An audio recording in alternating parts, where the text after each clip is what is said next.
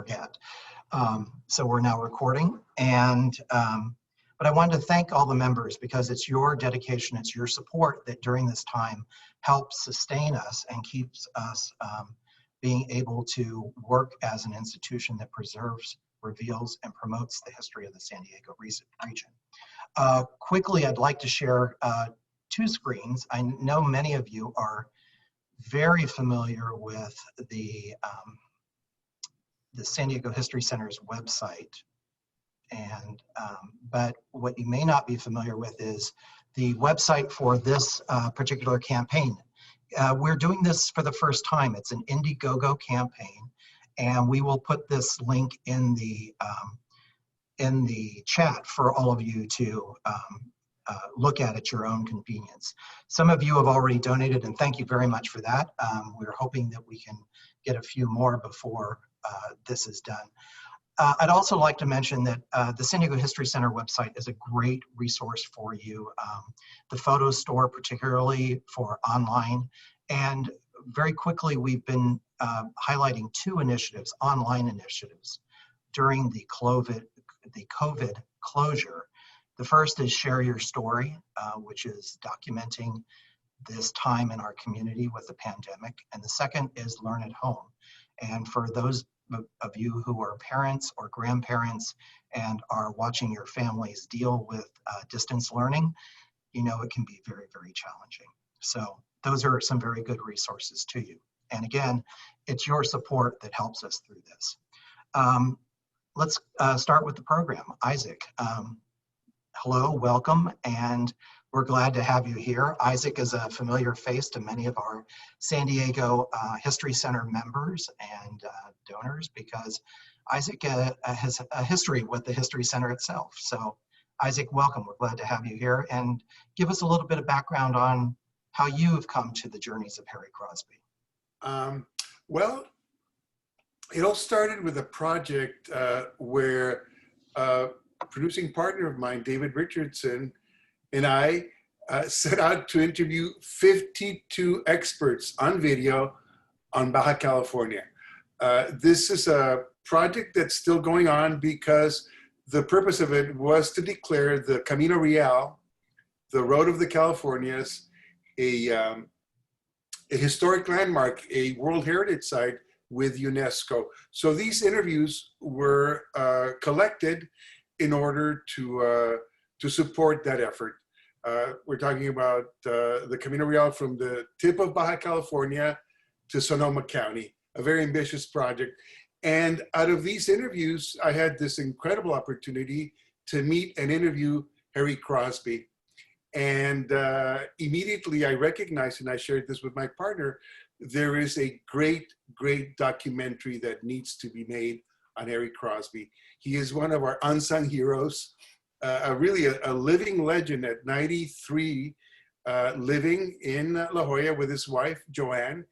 And David recognized this incredible opportunity, and we continued to interview Joanne, his entire family really, because they collaborate, Riston, Bronley, and work began. So that was the initial impetus for doing the documentary. And later, I shared this project with Bill Lawrence, and he stepped up. We now have a co-production to complete this documentary, Journeys of Harry Crosby. But one important thing, and we're going to share later some of this footage, one of our creative goals was to retrace the journeys of Harry Crosby, the old Californios at the ranches that are still there, those routes in the Sierras, also the Camino Real, as well as the caves. Those are the 3 central themes of Harry Crosby when it comes to Baja California. Isaac, I think you have some video you want to show us. Is that correct? Yeah, why don't we have 2 clips. Why don't we start with the actual trailer for the documentary.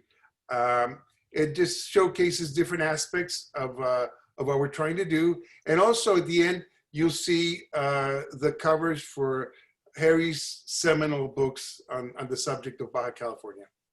So I will share the screen. And here it goes. Guys like Harry went down to Baja California once, and part of them stayed there. They got so hooked, he was just nuts. And he saw that it was this magical world frozen in time. He would sit down to interview these people. The only way I can imagine that you're going to get there is either to hike or go on muleback. Well, I wasn't about to hike.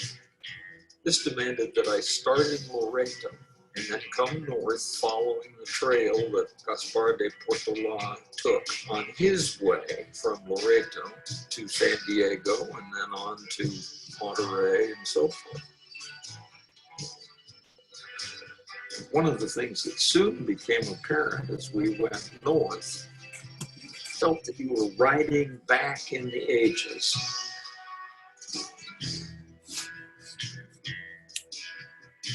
That year, he was gone 2 solid months on muleback to keep going back and photographing this stuff. He said, nobody's ever done it. He was always diving into his dark room. And he had the light that signaled when he couldn't knock on the door and pester him. It was pretty darn fascinating watching the paper floating in all of those solutions and these people rising up out of it. So I thought it was magic when I was little. Years later, Harry said, Eve, the best advice you ever gave me was, don't go into the mountains without a local guide who really knows the country. And of course, he found Tacho Arce. The rest is history. Él pidió que le sirviera de guía por un camino que usaban los españoles cuando transitaban a pie. No usaban bestia, no usaban carro, no había caminos. And we turned a corner and came into a space which had an overhang about 40 or 50 feet away from the wall. The space was about 80 feet tall, and there were paintings on this curve, the heads of which were 40 feet off the ground. What a shock to think about prehistoric people painting 40 feet off the ground. Y él, enamorado de la Baja California, la ha recorrido y ha fotografiado, filmado cantidad de abrigos rocosos, de tal manera que tiene varios libros. We would almost always sleep outdoors, unless we were at a ranch, under the stars, no tents. I saw missions that were never substantially changed.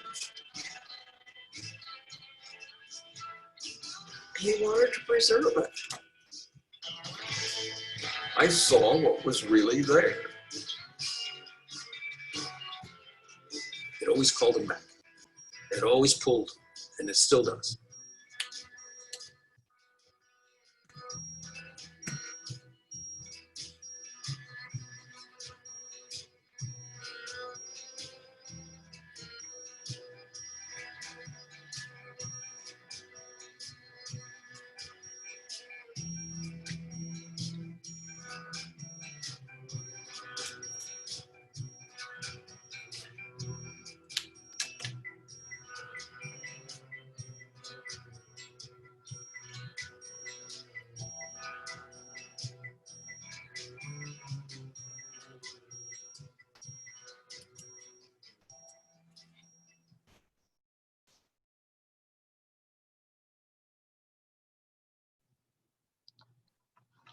So Isaac, and maybe you can update everybody as to where we are right now in the project.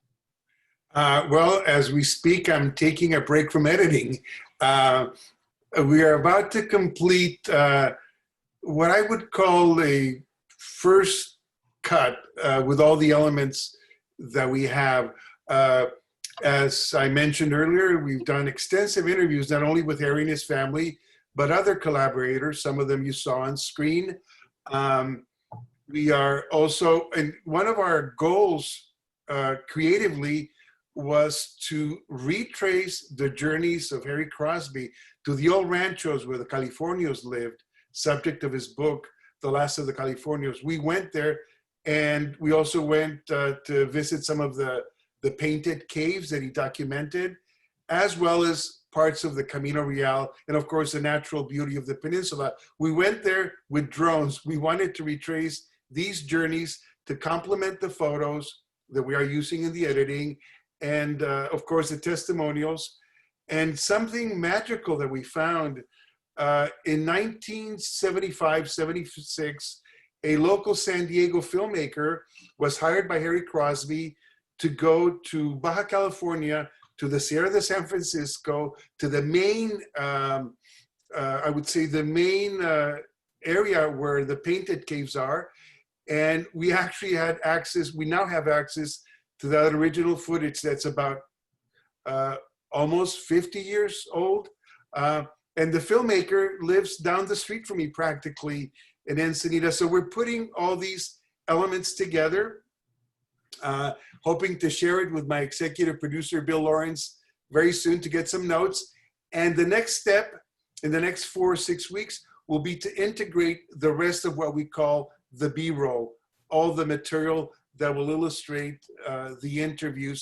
And last but not least, very importantly, we're working with Mark Adler, a composer, one of my favorite composers.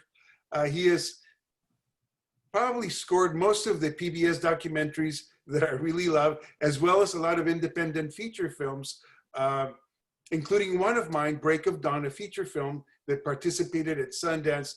So he's very much in tune with the content. So it's a very nice synergetic relationship now that we're editing. And again, we're hoping to finish the film with all the bells, toots, and whistles in about 6 weeks. And in all honesty, this is what we're appealing to everybody. Please help us reach that goal. We're very close.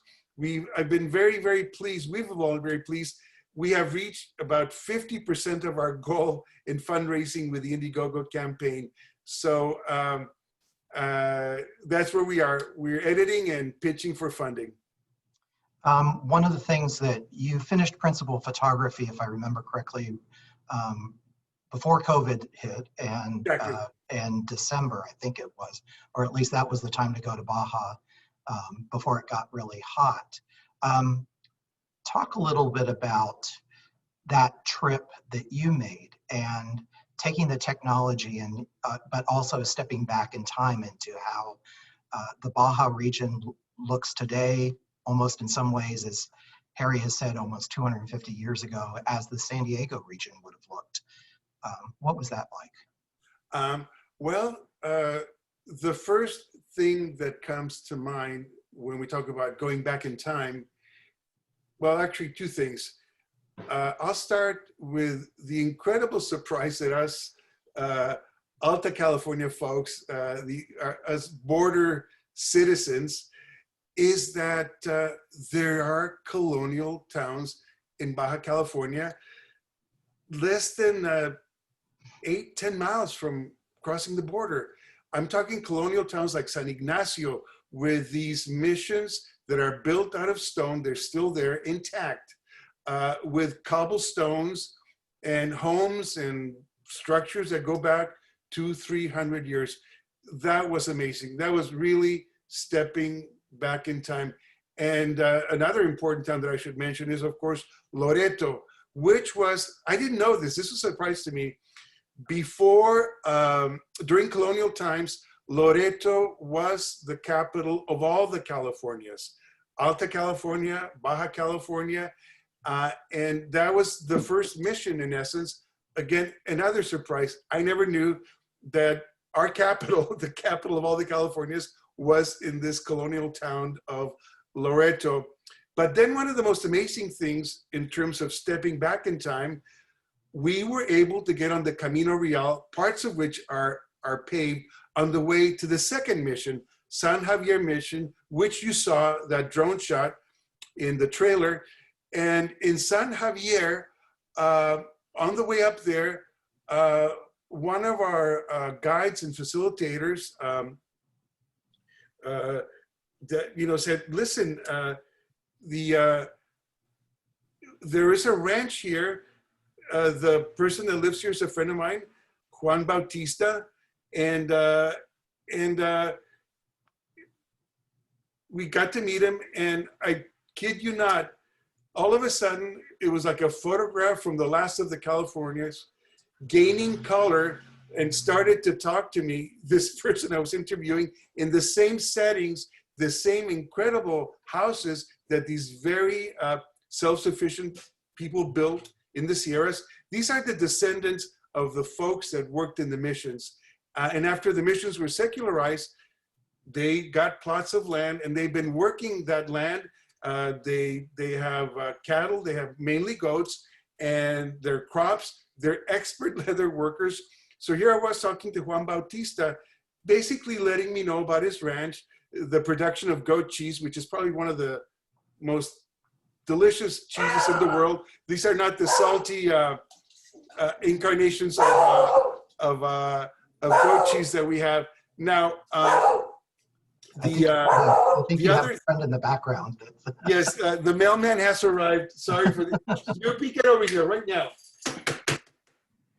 We're traveling back in time. Can't you hear? What I wanted to say about Juan Bautista, again, it's like a California photograph coming to life, talking to me. He starts saying Harry this and Harry that, and I go, what? Harry, what Harry are you talking about? Harry Crosby. It turns out that he had traveled as a guide with Harry Crosby in one of the very kind of less traveled links of the Camino Real from this region of Loreto to Comondú, another magical town in Baja. And then, of course, you saw him in the documentary, in the trailer. And in our research, we have found a lot of photographs of that journey with a younger Juan Bautista, and of course a younger Harry Crosby. So those are kind of my travels in time. And another thing that I have to say, when you travel in Baja California, the different biospheres that you find there, some of the most unique endemic species, one of the greatest varieties of different environments. You're also traveling in time through different, eras in geological time that are so evident and so amazing. And it was a very rewarding experience. And then we were lucky to have a top drone operator, one of the people that has been covering the Baja 1000. So he knew the lay of the land, and along with our cinematographer, Sergio Ulloa, we did a really wonderful job, if I may say so myself, of going to the Journeys of Harry Crosby, bringing that material back, and being able to edit it to what we had already shot. I think you have another clip for us. Is that correct? Yes, I It's the drone. One of the things that I've been fortunate to have a sneak peek at some of the raw footage, and unfortunately the Zoom meeting doesn't quite do it justice, but it is really spectacular. And when we are able to show it in 4K or in a higher resolution, I think it's going to be one of these really spectacular things. But just, sorry to interrupt, we do have a comment from Gloria Casillas, who said she made the journey to see the beautiful cave paintings and she remembers La Familia Arce. So did you want to add anything to that, Isaac? Well, as you saw in the documentary, Tacho Arce was, the guide, somebody very, very close to Harry Crosby. They became close collaborators. The kind of access that he got to the Sierras, to the Camino Real, and to the people. Arce is a very, very common name in Baja California. They're descendants of a soldier, I believe, by the last name of Arce, who was a mission soldier. And Tacho Arce kids, Eve Ewing told us that Tacho Arce says, if you're in the middle of the night and you throw a rock, you're bound to hit an Arce in Baja California. And also I must say something, and it's, when you said about, Bill, you talked about the relationship between San Diego, how it might have reminded me of an earlier San Diego. Well, there's a lot of artists in San Diego. I remember one of them, Gabriel Arce. He was the director of the Family Health Clinic in San Isidro. So there's artists up and down the peninsula and up and down California. Do you have that clip handy? Yes, I do. It's about to start. Let me just Thank you. share screen.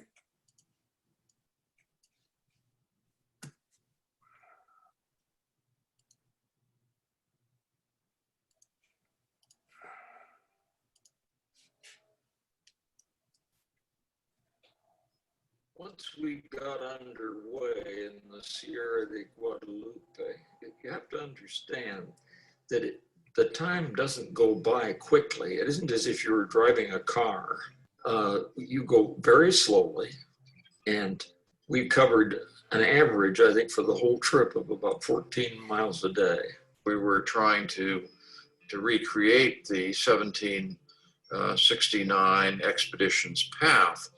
And to follow it, it was necessary to look at available historic accounts of the trip and also explore in a general way the history of the peninsula, particularly the Jesuit history, because there were a lot of descriptions of the missions and what was going on in the region. All the parts of it that are really impressive, that have rocks along the side and are straight. When you get up on a mesa, you can, if the land allows it, they would go just as straight as a string there. And that was because of the Jesuits. They were interested in making a proper highway, well, highway for those times. There's so much more to it than just an old trail through the desert. Everything that grew up in Southern California, most of it came from Baja, came up that trail.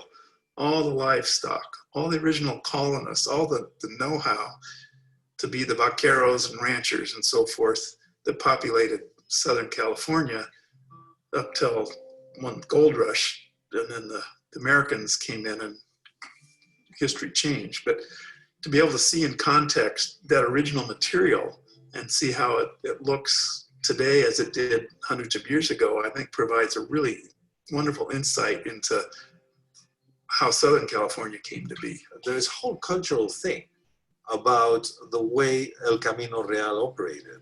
It was a whole network of missions that were really working with serious considerations of shared culture, shared communications, and also shared concerns for the environment. And in some way, for me, that is what is so emblematic about the road of the Californias. Is not so much a landscape, of course it is a landscape, it's not so much a set of missions, of course it is a set of missions and some are really wonderful, but is a perspective on life, a culture.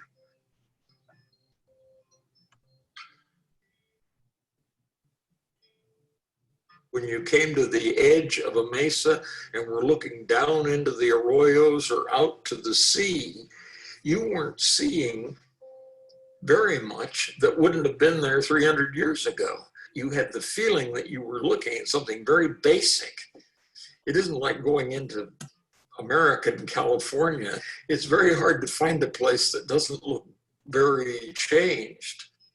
Riding the trail was a beautiful experience. It was an absolutely marvelous opportunity to step back in time.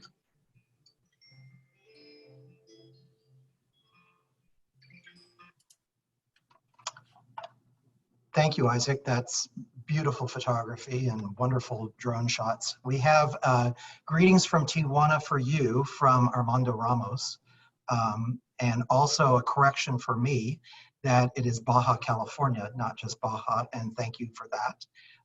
That is absolutely correct. Isaac, I think we should also mention our other partner in this project, and that is UCSD Special Collections, where the Harry Crosby archive is actually located. Oh, exactly. As a matter of fact, that archive is in the film. To Harry Crosby is a great source of joy, professionally, artistically. and in many ways, that his entire photographic collection is been digitized, and it's now part of special collections.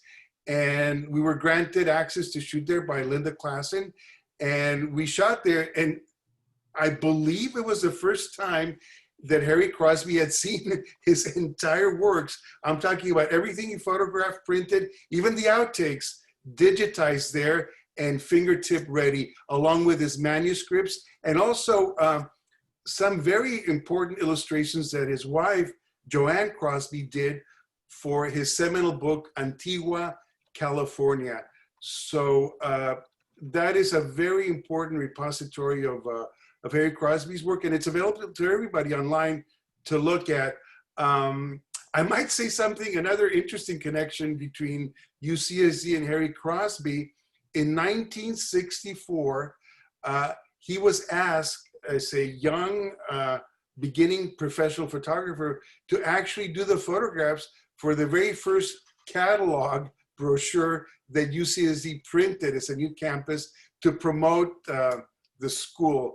So there's a long chronological order of photographs at that archive. So Isaac, there's a question from Kevin Bender. What are the plans for distribution? Good question. Well, one of the things that really has inspired us, all of us working on the project, is to make, we say that Harry Crosby's ready for prime time. I've had the fortune of having some of my documentaries and independent features on PBS nationally. So our goal is to have it shown on PBS nationally. And it'd be great if it was in the series American Masters. That is our goal. I would like, COVID permitting, to have a giant screen presentation, because as Bill Lawrence said, this material just looks simply superb on the giant screen. So those are our two main goals. And then of course, nowadays with PBS, it automatically has an educational online component where teachers, schools, universities, classrooms can have direct access to this material, which I feel is so important for schools to have. It's part of our curriculum. I mean, we study the quote unquote missions. Well, let's study the entirety of our history, because we do have a shared history with Baja California and California. So that's in general what our distribution plan is, if you will. Isaac, I think we should also let everybody know that the question is from Myra Herman, who is a longtime San Diego History Center member and has just returned from Baja California Sur today, is that the film is going to be available on CD or DVD as well.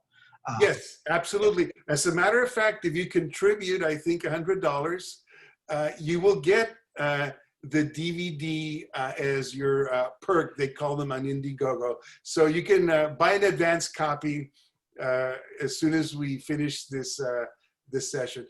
Also, the cave paintings book is available, and we're very happy to be able to offer these. And the DVD will be struck immediately after we finish the documentary, in order for it to deliver to all the people that are helping to make this documentary possible. And again, we urge you to be part of this. It really is in your hands. As San Diegans, you can help make this documentary project a reality. I think also too, we're still talking internally at the San Diego History Center, but you'll be able to see it both here and probably at the Serra Museum and Presidio Park as well. There's a couple more questions, two related questions. One from John Logan, who's the filmmaker who shot the archival footage in the 70s? And then from Marty Kransberg, who is the photographer in Encinitas who got the 1976 footage? And the question is? First one is, who is the filmmaker who shot the archival footage in the 70s?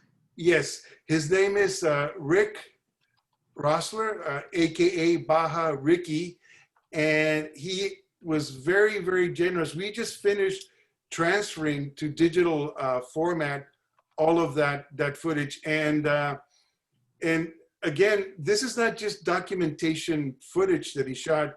He shot it with the eye of a filmmaker, of a director. So our editor and myself, we're having a great time putting together sequences, not just documentation of the trip, but really well-shot sequences. And was there another question? It was, who was the photographer in Encinitas that got the 1976 footage? Oh, he's actually a cinematographer, Rick Rossler, as I mentioned, AKA Baja Ricky. And then a question from Professor Griswold. What happened to the Indians of Baja California? Evidence today and in the documentary, question mark. We deal with that, and very specifically when Enrique Hamilton, somebody that went with Harry Crosby to document the caves, the painted caves, they tried to do research, because even though this is southern Baja California, the Cochimí region, the Cochimís that were interviewed by the Jesuit missionaries that wanted to get information on the cave paintings, the Cochimís basically had the cave paintings as part of their sort of their creation story, in that they attributed the paintings to giants. They had lost contact. Were they pre-Cochimí or not? We don't know. We met some descendants of the Cochimí, but there's very few. Unfortunately, the cultural changes, the physical changes that were brought by the colonization resulted in serious impacts on the population of the native people, the Cochimí, the Guaycura, the Pericue. And however, it must be noted that as we get into closer to the border, on both sides of the border, we still have the Kumeyaay. The Kumeyaay are among us, and we had the opportunity of interviewing not only Kumeyaay people, but Kumeyaay scholars like Michael Connolly to get those perspectives. And the last thing that I wanted to say about the presence of the native, the original inhabitants of Baja California, is that everybody that has studied the Camino Real, that knows about the Camino Real, and namely Enrique Hamilton in the documentary, talks about the fact that the Camino Real had to be built not only by the native population, because they were the labor, but also following their original trails that are millenary and still can be found and followed throughout the region. Okay. One question from Marco Machuca. How many missions were built in Baja California? I believe, and don't quote me exactly, I believe it's 21 or 22. And something that is very important for us to know in our region is that, unfortunately, many of the missions that were built in Baja California Norte, actually it's just Baja California for the north, were built with adobe. And unfortunately, this adobe has pretty much melted. There's remnants that are very well kept, throughout. There's about 8 or 10 of them in Baja California. But after secularization, a lot of the rooftops, a lot of things were taken as construction materials by the local people way, way back. And with the rains, with the weather, the adobe walls have not survived very well. However, when you go south, where there was more access to rock in towns like Loreto, San Ignacio, where else do we find them? Comondú. These missions are intact. And in fact, they're the local church for the town. Their bells are ringing for Mass every day. And also some of them, like the one in San Borja, actually has a colonial era vineyard. They're still harvesting grapes, and in towns like Comondu, they're still making wine to this day. It's a mission era wine, extremely sweet, but that was the taste back then. But the fact that these missions still have these vineyards, and also palm groves that are actively producing dates that they market throughout the region. Isaac, one of the things that I've been struck by in our conversations about Harry is just what a kind of a Renaissance gentleman he is. I think, you know, I did not know that, you know, he was previously a high school teacher and would bring his class or bring a group of students down to Baja California. And just the idea of falling in love with that space and then conveying that to a new generation, I think is one of the really interesting things that that I think our viewers will have the opportunity to see in the final production of the film. I wanted to add to the Renaissance man aspect of Harry Crosby. He is one of the humblest Renaissance men I've ever met. You find out more and more as you interview him and the family.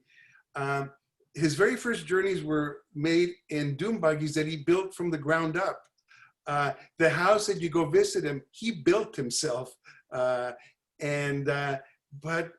most amazingly, and in the way that he's so humble, he says, I am not a trained historian, but he became so wonderfully obsessed with Baja California and the fact that its history hadn't been told, starting back. I mean, he was the first to photograph 180 painted caves. The first one to document and photograph them. And then you get later into the colonial history of Baja California. And he started going up to the Bancroft Library at Cal Berkeley, and he saw how precious little there was in Baja California. He started doing more and more research to the point that today the seminal book on colonial Baja California is written by Harry Crosby, Antigua California. That's the name of Baja California during colonial times, Antigua California. And it's one of the most well-documented, well-written history books I've ever read. And I love history books, of course. So another aspect of this Renaissance man, and also you mentioned that he was a high school teacher. Well, the way he learned photography is that he was the chemistry teacher at one of the high schools at San Diego Unified. And that's where the photo lab was for the school paper. So he had the keys to the darkroom, and the kids would come in and process their photos for the newspaper and the annual, I guess the journal of the school. And he started learning about photography because he had a growing family and he wanted to document the family. And one thing led to the next.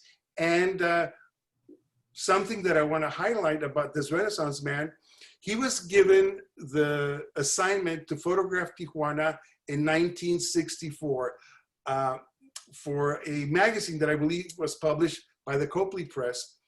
And he did some of the most amazing photographs of Tijuana in 1964, but not only the tourist area, although he does photograph the tourist area, but he went to the colonias, to the different schools where people live, where the local people of Tijuana worked and lived, the mercados, the side streets. And it is an incredible, incredible document that's been published into a book now by San Diego State University, Tijuana, 1964. And again, one of the many surprises when I was thumbing through the book, I saw a photograph that Harry Crosby took on Revolution Avenue of my father's curio shop there on 4th and Revolution. So that to me had a very, very important meaning. And it just gave me this wonderful feeling of, again, being a part of the story that Harry Crosby has documented for us. And our good friends at the La Jolla Historical Society in the last year did a reprise of that show, the Tijuana 1964 Exactly. show as well, which I believe is, when I spoke with Heath last, was very well received. And it's you know, again, shows the depth and breadth of Harry's work. I might add that Harry was there at the opening, and I cannot even convey the joy that he had, surrounded by friends and family. It was packed. It was, that opening was very, very important, very significant, because Harry's a very unique photographer. He skipped a lot of the gallery shows and retrospectives. He went to where every photographer wants to be, a published photographer. So for him to get this recognition at this level at a very prestigious gallery, which is that of the Historical Society in La Jolla, was really a high of his career. I want to also recognize somebody, also a friend of Harry Crosby, and my associate and co-producer, David Richardson, whom we interviewed for the Baja California project. Trudy Angel, who literally provided access up the Camino Real. She has a company called Tour Loreto, and you can actually take mule rides into these ranches, or kayaking, or up the Camino Real, whatever. So she was a very important component of making and connecting with the journeys of Harry Crosby. Thank you, Dana Hicks, for letting us know that the show has been extended at La Jolla Historical through January 10th. So that's hopefully that we're all able to open and go take a look at it as well. Tina, do you have another question for us? This is a question and comment from Kathleen Hugart. She has done some exploration around the islands, such as Isla Carmen and Montserrat. How much of the islands do you have in the salt mine and the big Catholic church inland? In terms of the islands, we did not really do any photographing, videotaping there, namely because those were not regions that were covered by the Journeys of Harry Crosby. However, we have on camera interviewed Ezequiel Escurra, who was the director of the Baja California Bioregional, I forget what the name of it is, but he was at the Natural History Museum here at Balboa Park, down the way from the History Center. And he gave us very valuable testimonials about the islands. He was one of the people responsible for getting the islands of the Gulf of California named World Heritage Sites. So we do have, in the larger documentation project of Baja California, a lot of testimonials about the islands, but not so much in the documentary. Okay. And then a couple of comments and questions from Sylvia Contreras. One is that the 1964 Tijuana book, she went to the speaker session at El Secut and heard Crosby speak. Do the archives include Crosby's entire collection of Tijuana? He had told her that the book did not have all of his Tijuana photos. I'm wondering about those photos ever since his comment. The book has approximately 100 photos. The archive has the entirety of that photo shoot that lasted 2 weeks, which is over 700 photos. You can view them online at the UCSD Special Archives site in the, I guess it's the library's site at UCSD. Yeah, I think you can just go to the Geisel Library and look for the special collections. There. Online. Yes. Isaac, what are you drinking? Well, since I couldn't eat my peanut butter sandwich and talk at the same time, I'm my Costco kombucha, which I'm addicted to. Ah, very good. I'm having tea this afternoon. I have a few more Zoom sessions. Tina, anyone else? We've got some additional. We have a couple more questions, just trying to dole them out here. Are you reaching out to descendants of 1769 soldiers for your research? Well, since Harry did it already, the answer is no. It doesn't mean I don't get to meet them.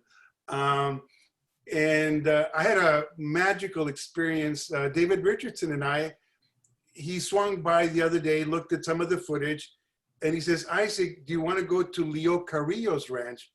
You know, I've driven by the sign all the time. He says, it's about 8 miles from your house. I said, let's go. It was open. And I found out, of course, Leo Carrillo, the great, great Hollywood icon, Pancho and the Cisco Kid, he bought a ranch here near Oceanside. I think it's Vista Oceanside. Built it in the Spanish revival style of the era. But one of the things that I found out is that Leo Carrillo, his family, appears in Harry Crosby's book. Leo Carrillo's great-great-grandfather was one of the soldiers that came up with the 1769 expedition. And I know that at various events at the Serra Museum that the History Center has, there has been reunions of the descendants. I believe there's even an organization of them. And they're walking history books. They love their history. They love to share it. And again, you will not be surprised when you meet people down in Baja California that are descendants of the old Californios, that you find the same last names here north of the border. Isaac, I'm going to put you on the spot just for a little bit and ask you to give us an idea of why the relationship with the San Diego History Center is important. And it's not the relationship with me, but what you as an independent film producer. Oh, go ahead. I'm sorry. And you know, the industry, as we both know, has changed dramatically from what it used to be. But I'd be curious. This is the second project that we worked together on. First one being To the Ends of the Earth, the history and heritage of San Diego's Jewish community, which is still available, still online, and still being shown. As a matter of fact, I think KPBS showed it within the last 6 months or so.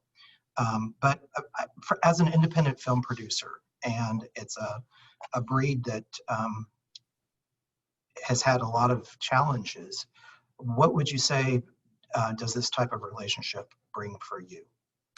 Well, you're not putting me on the spot. You're actually pitching a softball, Bill, because the History Center means a lot to me. And this most recent collaboration prior to Harry Crosby, it came about in a very organic way. For those of you that don't know Bill and I very well, Bill and I go back a long, long time. And it also had to do with the museum, the Museum of Photographic Arts. Bill was teaching at Southwestern College. This is over 25 years ago. And I was producing a documentary on a photographer, Manuel Alvarez Bravo, the great, great Mexican photographer, who was also 90 years old at the time. He was having a retrospective at MOPA, and MOPA invited us to do a documentary on Alvarez Bravo. And we needed some post-production facilities. And my dear friend and collaborator, Bob Schneider, who was teaching at Southwestern and producing this documentary on Alvarez Bravo that I was directing, I says, well, our good friend Bill Lawrence, you know, is at Channel 8. And in one phone call, Bill literally turned over the keys to the studio at KFMB Channel 8 with a technician, of course, to do our final editing online for what turned out to be a very professional, really wonderful documentary. So that's how far back we go. But flash forward, I was doing a lot of documentary work throughout the Southwest. I had shot some of the initial footage for the Baja California project. We had a special screening at the Natural History Museum, and 25 years later, Bill and I connect, and he tells me that he's doing a major exhibit on the Jewish community of San Diego, of which I'm a part of, at least the border region of San Diego, Tijuana. And would I be interested in doing some capsules? There's different eras, different themes that the exhibit had.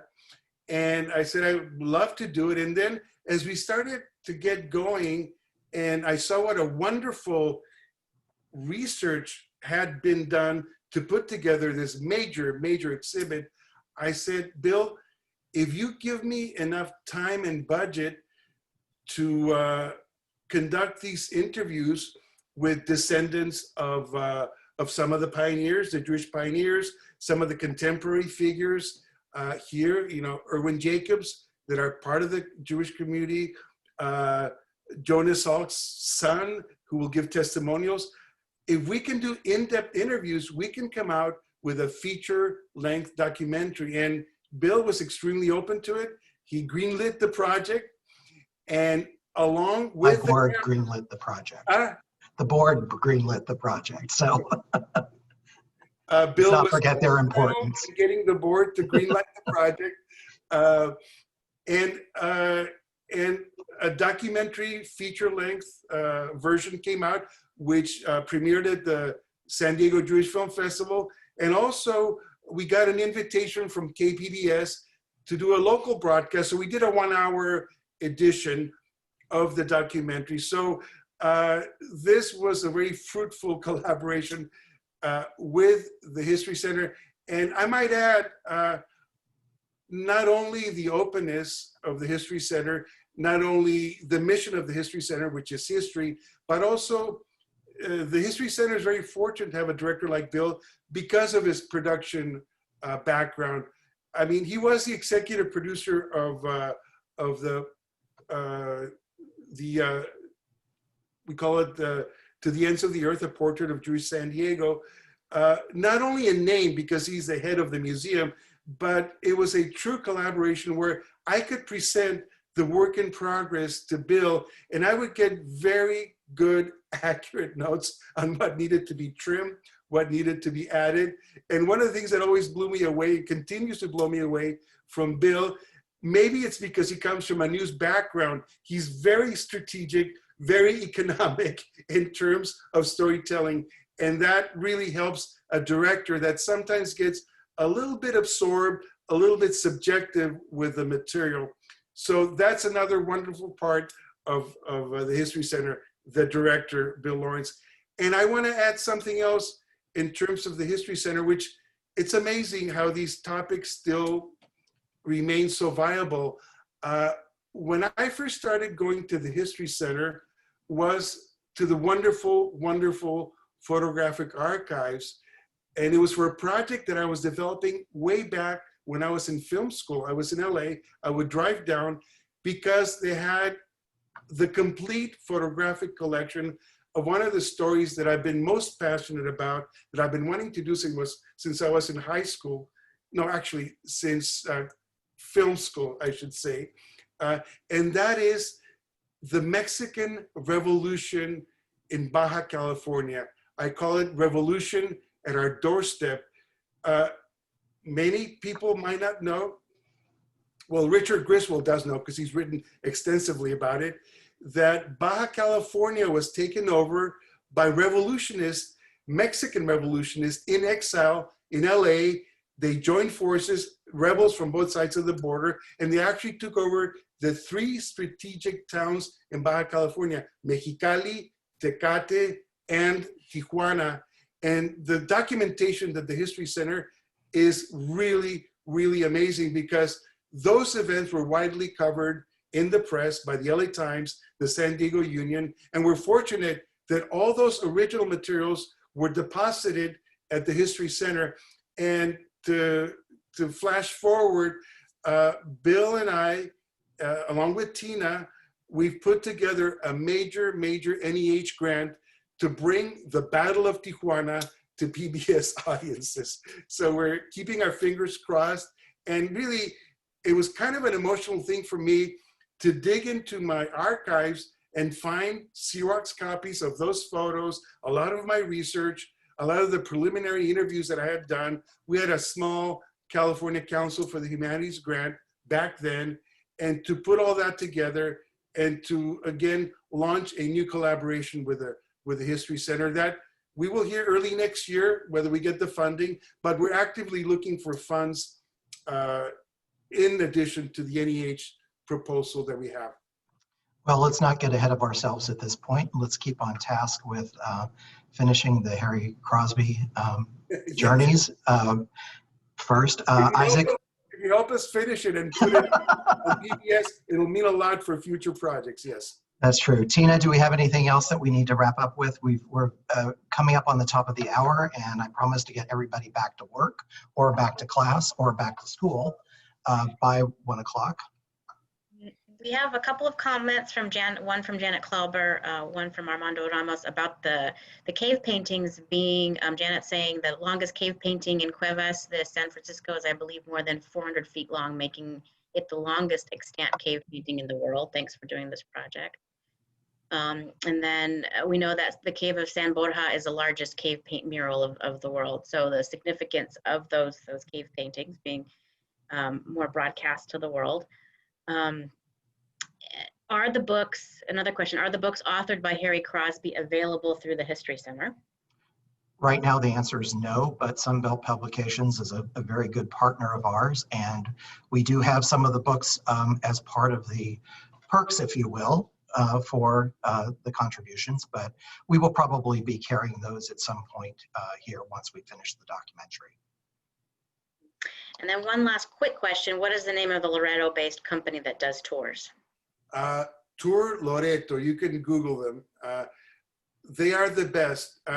The state of Baja California, SUR, has awarded them the highest award for environmental tours. And if you log on, say hi to our friend Trudy, a world will be, a whole new world will be opened to your eyes. Also, I have to also give a shout out to Discover Baja, who is a big supporter of the Harry Crosby project.